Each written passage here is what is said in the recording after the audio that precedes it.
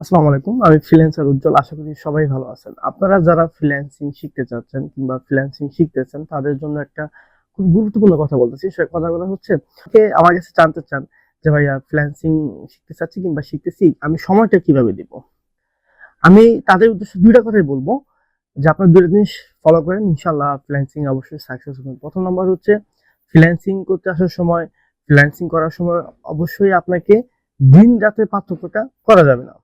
আপনাকে মনে রাখতে হবে ২৪ ঘন্টা একটা সময়, এই সময়ের মধ্যে আপনাকে কাজ করতে হবে, এই সময়ের মধ্যে আপনাকে ঘুমাতে হবে, এই সময়ের মধ্যে আপনাকে খেতে হবে, আনুষঙ্গিক কাজগুলো করতে হবে।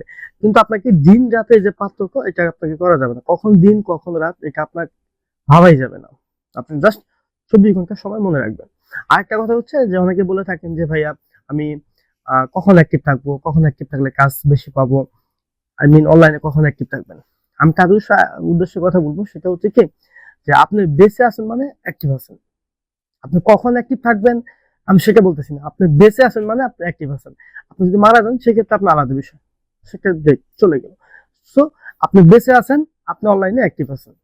এখন কখন অ্যাক্টিভ থাকবেন আসলে আপনি বুঝতে পারছেন। সো ভালো থাকবেন। আল্লাহ হাফেজ।